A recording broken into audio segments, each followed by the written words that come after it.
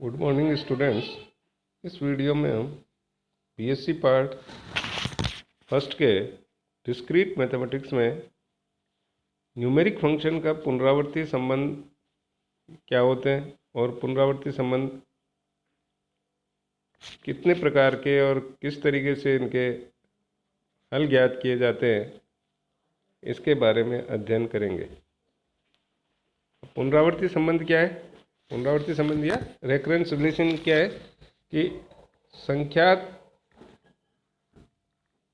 अगर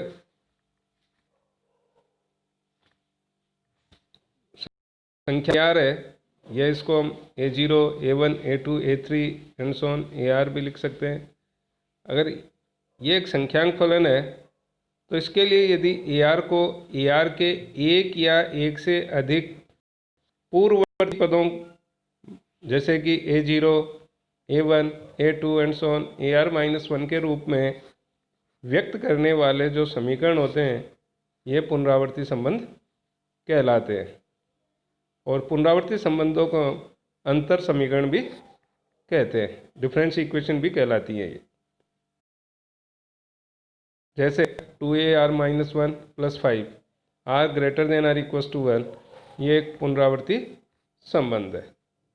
अब इसमें प्रारंभिक प्रतिबंध भी होते हैं, इनिशियल कंडीशंस भी होते हैं कि किसी भी पुनरावर्ती संबंध, किसी भी अनुक्रम के लिए जो पुनरावर्ती संबंध अगर दिया हुआ है तो संबंध जिस पद से प्रभावी होगा उससे पूर्ववर्ती पदों के जो मान होंगे वो प्रारंभिक प्रतिबंध कहलाते हैं। जैसे अगर an-1 - 2 an-2 n > R = 2 एक पुनरावर्ती संबंध है, तो अगर हम इसमें n = 2 रखते हैं तो ये A2 की से शुरू होगा। तो A2 से जब पुनरावर्ती संबंध शुरू हो रहा है तो उसमें जो इससे पहले वाली जो वैल्यूज़ हैं यानी A0 = यहाँ दी हुई है कि A0 = 1 और A1 = 2, तो ये A0 और A1 के जो मान हैं यही प्रारंभिक प्रतिबंध कहलाते हैं। अब पुनरावर्ती संबंधों का वर्गीकरण या इसका क्लासिफिकेशन क्या है, तो सबसे पहले हम इसमें रेखिक पुनरावर्ती संबंध या लीनियर रेकरेंस रिलेशन। रेखिक पुनरावर्ती संबंध क्या होता है कि एक पुनरावर्ती संबंध रेखिक पुनरावर्ती संबंध कहलाएगा। कब कहलाएगा? यदि an को उसके पूर्ववर्ती पदों के एक घात संचय यानी लीनियर कम्बिनेशन के रूप में व्यक्त किया जा सके।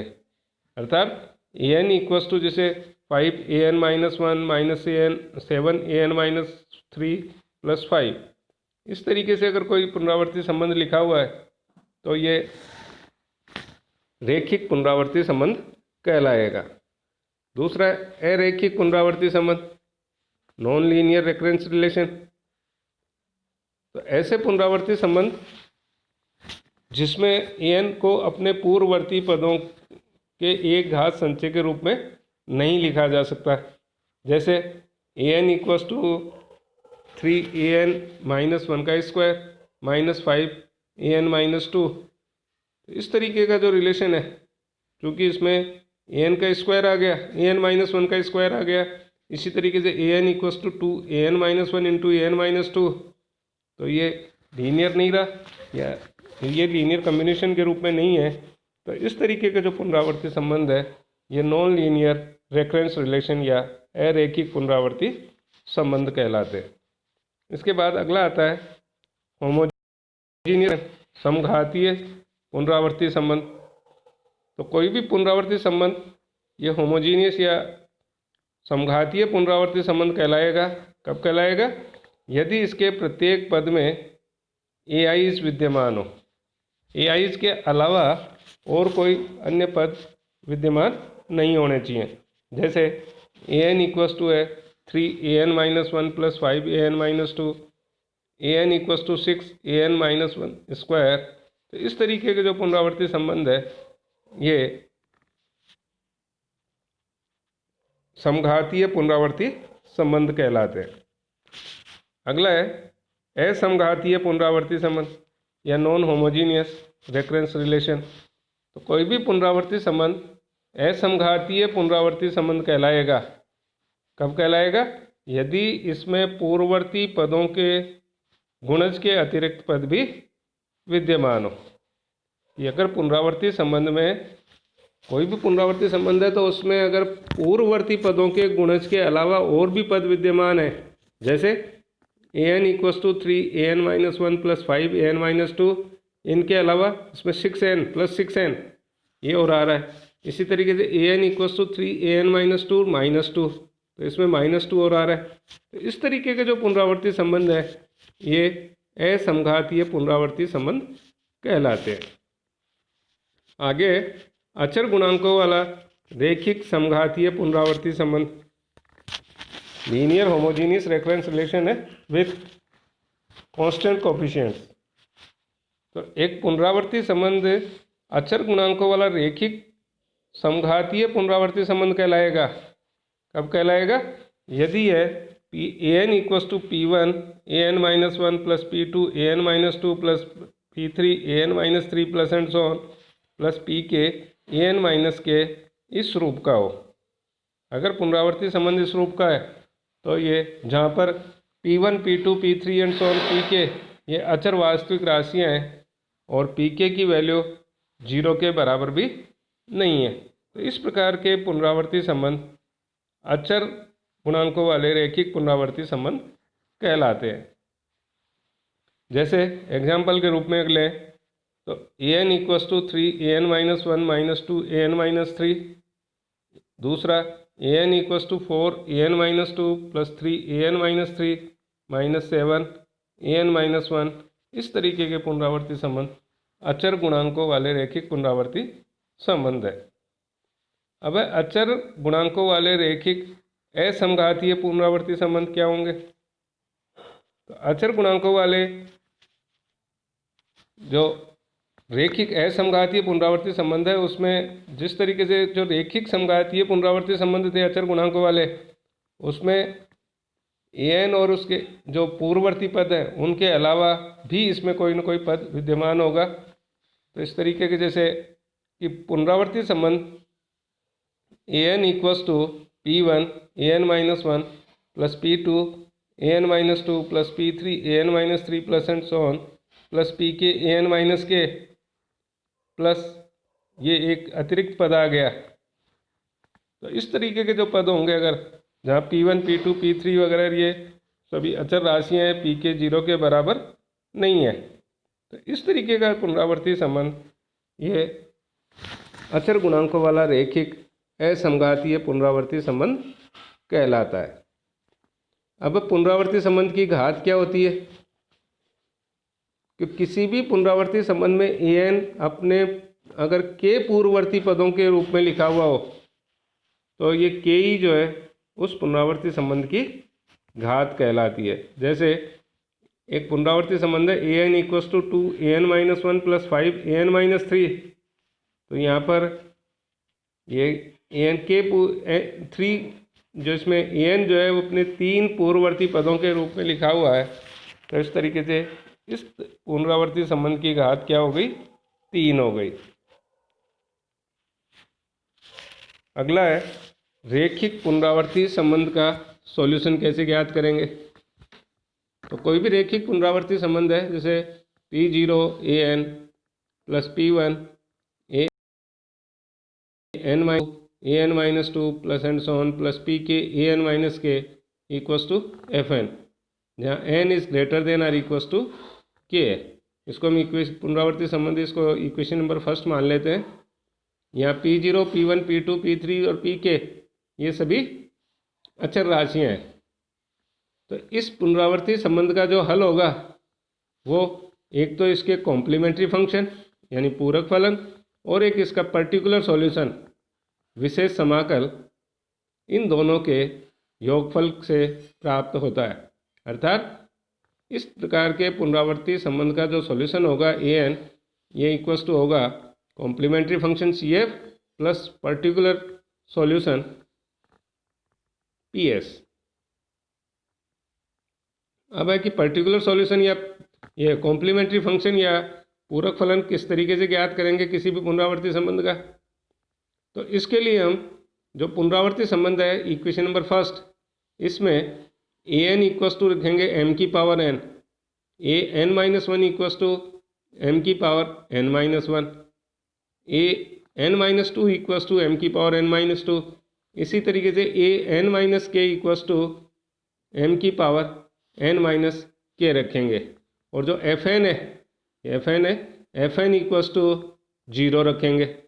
तो उस केस में अपने को क्या मिलेगा, ये एक इक्वेशन मिलेगी कि P0 m की power n plus P1 m की power n minus one plus P2 m की power n minus two and so on plus Pk m की power n minus k equals to 0।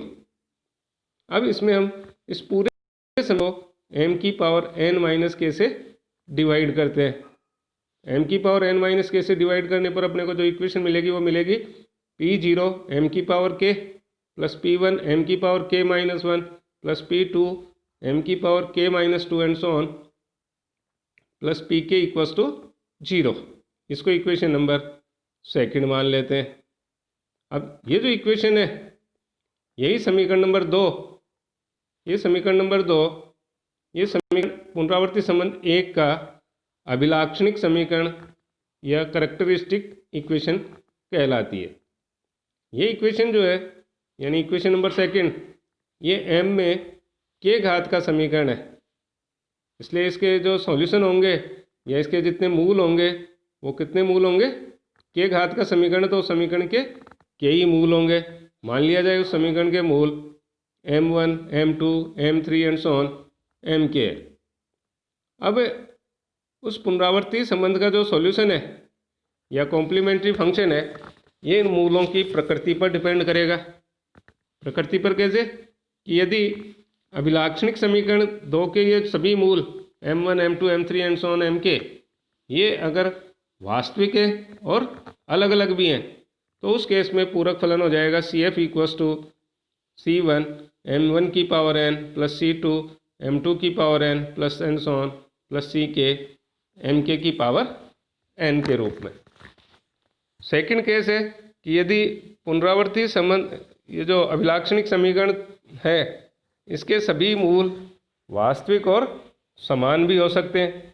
तो मान लिया जाए जैसे m1 बराबर m2 बराबर m3 बराबर सभी बराबर इक्वस mk है और ये सभी मान लिया जाए mk बराबर है, तो उस केस में इस एक का जो अभिलाक्षण जो पुनरावर्ती संबंध 1 है उसका कॉम्प्लीमेंट्री फंक्शन क्या हो जाएगा, C1 plus C2n plus C3n square plus C4n cube plus and so on plus CK n की power k minus one into m की पावर n होगा। इसी तरीके से अभिलाक्षणिक समीकरण के कुछ मूल सम्मिश्र भी हो सकते हैं। तो मान लिया जाए अभिलाक्षणिक समीकरण 3 के जैसे 2 के जो मूल हैं वो सम्मिश्र हैं और वो मान लिया जाए m बराबर alpha plus minus iota beta है। तो उस केस में और बाकी सभी जो है वो मान लिया जाए रियल वगैरह हो रही हो, वास्तविक हो और अलग अलग भी हो। तो इन कॉम्प्लेक्स रूट्स के लिए ये जो केवल 2 रूट हैं alpha plus minus iota beta, इसके लिए पूरक फलन क्या होगा, alpha square plus beta square की power n/2 into C1 cos n theta plus C2 sine n theta, जहाँ थीटा की वैल्यू क्या होगी tan inverse beta upon alpha के रूप में। और इनमें अगर कुछ रूट जो 2 रूट तो रिपीट भी हो सकते हैं, अगर मान लिया जाए कॉम्प्लेक्स रूट रिपीट भी हो रहे हैं और बचे हुए जो रूट हैं वो वास्तविक और अलग अलग हैं। जैसे यदि अभिलाक्षणिक समीकरण 2 के कुछ मूल सम्मिश्र और समान है और शेष वास्तविक एवं भिन्न भिन्न है, अर्थात यदि m1 equals to alpha plus iota beta ले, m2 equals to alpha minus iota beta ले, m3 equals to alpha plus iota beta ले और m4 equals to alpha minus iota beta ले और शेष m5 m6 m7 and so on ये सभी root वास्तविक हैं और अलग अलग हैं, तो उस केस में पूरक फलन होगा CF equals to alpha square plus beta square की power n/2 into C1 plus C2n cosine theta plus C3 + C4n sine n theta, और बचे हुए के लिए प्लस C5 m5 की power n plus C6 m6 की power n and so on plus CK mk की power n होगा, जहाँ थीटा की value tan inverse beta upon alpha होगी। तो इस तरीके से हम किसी भी अचर गुणांकों वाले या किसी भी रेखिक पुनरावर्ती संबंध का कॉम्प्लीमेंट्री फंक्शन, रेखिक या अरेखिक, समघातीय और असमघातीय, जिस तरीके के पुनरावर्ती संबंध है, तो हम ये जो इससे में हमने जो निकाले हैं, ये रेखिक पुनरावर्ती संबंधों जिसमें कि अचर गुणांकों वाले रेखिक पुनरावर्ती संबंध है, कॉम्प्लीमेंट्री फंक्शन किस तरीके से ज्ञात कर सकते हैं, ये बताया हुआ है। अब अगले इसका विशेष समाकल ये अगले वीडियो में देखेंगे। Thank you.